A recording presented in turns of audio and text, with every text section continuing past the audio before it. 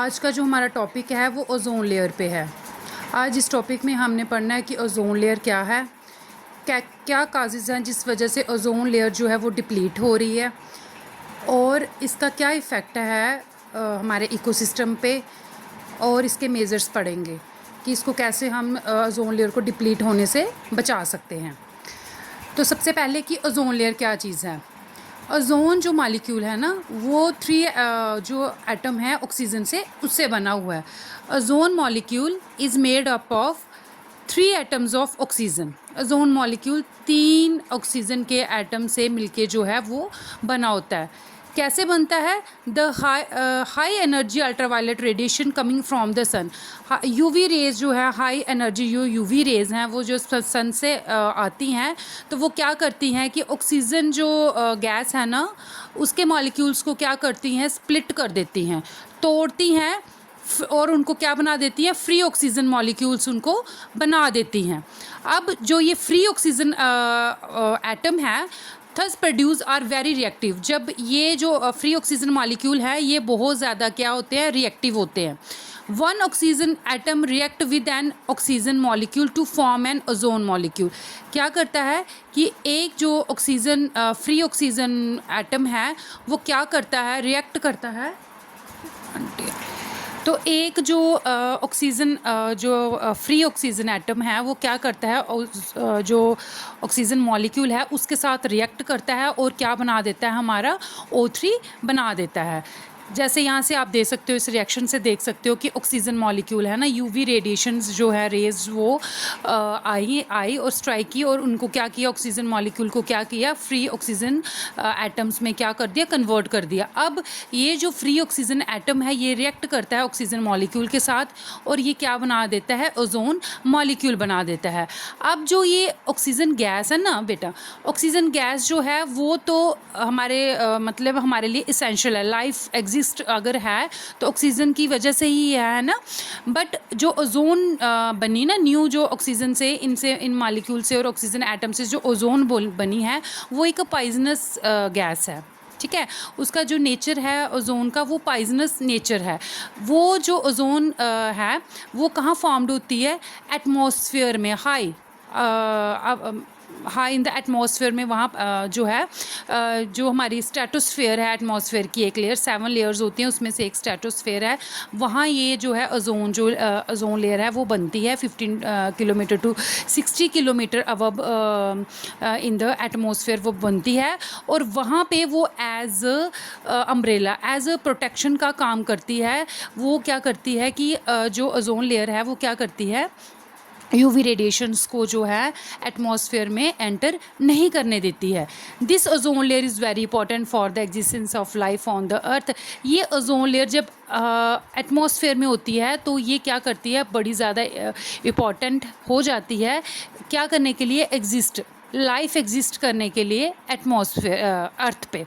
ठीक है, because it absorb, क्योंकि क्या करती है ये, most of the harmful UV radiations जो है ना, जो सन से आ रही हैं उनको क्या करती है, वहीं पे ट्रैप कर लेती है। ठीक है, और उनको आगे जो है prevent them from reaching the earth पे उनको आने से क्या कर देती है, ये रोकती है।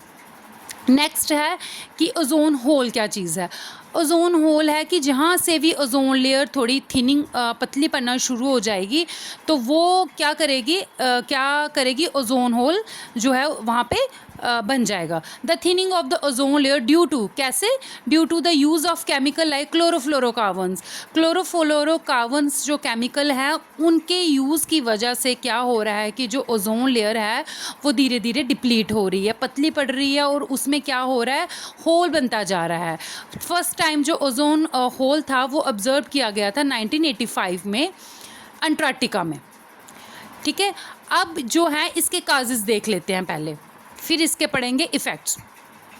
तो इसका क्या काजेज़ हैं, काजेज़ हैं, CFCs are the chemical which are widely use in refrigerators. देखो जो भी CFC गैसेज जो मैंने बोला कि इस वजह से जो है ओजोन लेयर की जो है वो थिनिंग हो रही है, ये सारे जो केमिकल्स हैं ना ये हमारे रेफ्रिजरेटर, ACs वगैरह, जो फायर एक्सटिंग्विशर्स जो होते हैं, जहाँ जो हमारे स्प्रेज वगैरह होते हैं, परफ्यूम वगैरह, जो एरियोसोल जो भी हैं, उसमें ये जो है CFCs जो हैं प्रेजेंट होती है, ठीक है।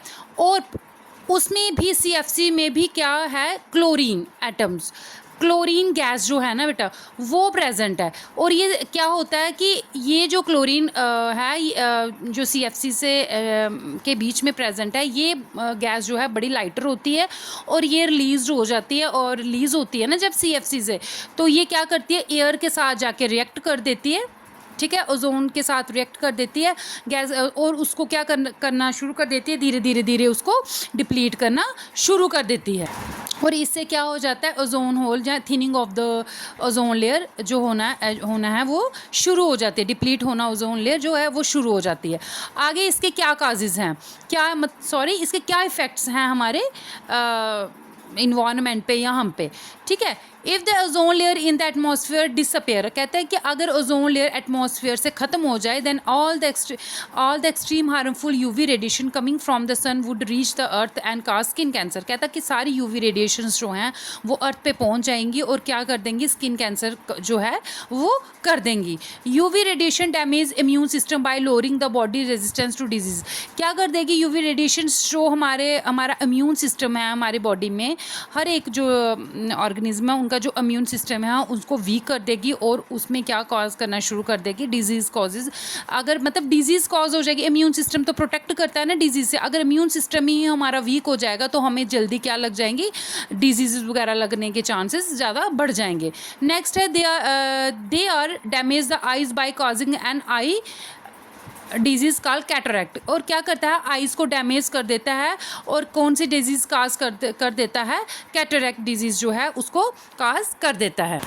नेक्स्ट है हमारा in 1987 UNEP United Nation Environment Programme जो है 1987 में क्या हुआ था, उन्होंने एग्रीमेंट जो है एक किया था, जिसमें उन्होंने बोला था सारे पूरे कंट्रीज़ में उन्होंने ये चीज़ बोली थी कि पूरी कंट्री सब जो देशों को ये चीज़ बोली थी कि CFC की जो है प्रोडक्शन जो है उनको क्या करो, फ्रीज़ करो, उसको क्या करो, थोड़ा कम करो। अब नेक्स्ट है measures to control ozone depletion. Ozone depletion के जो मेजर्स हैं, किस वजह से हम ओजोन डिप्लीशन होने से रोक सकते हैं, by reducing the use of CFC and HCFC, कि जो मेन इसका काज है CFC और HCFC, जहाँ से क्लोरीन जो गैस है वो निकलती है और ओजोन लेयर को डिप्लीट करती है, उसकी जो है उसका यूज़ ही जो है हम क्या कर देते हैं, उसको थोड़ा कम करने की कोशिश करते हैं। और क्या करते हैं कि बाय डेवलपिंग सब्सटेंट ऑफ, और इनका कोई सब्सटेंट ढूंढते हैं, इस चीज़ को रिप्लेस करते हैं और कोई इसका जो है सब्सटेंट ढूंढते हैं जिससे ओजोन लेयर डिप्लीट ना हो।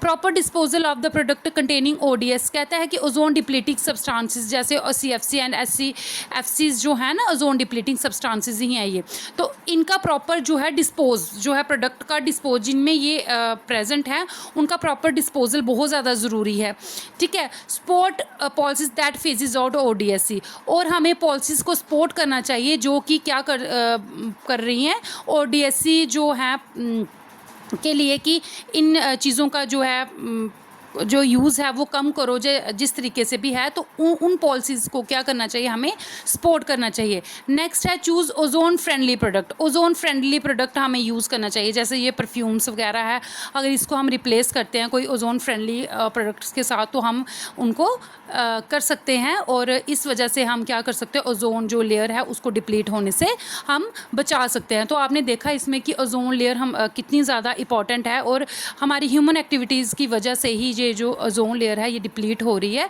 तो इस पे हमें थोड़ा सा जो इसके मेजर्स हैं उनको थोड़ा सा ध्यान में रखना चाहिए, और अपनी जो लाइफस्टाइल है उसको थोड़ा सा जो है हम अगर चेंज करें तो ये ओजोन लेयर डिप्लीट होने से बच सकती है, जो कि बड़ी ज़्यादा बेनिफिशियल है हमारे लिए।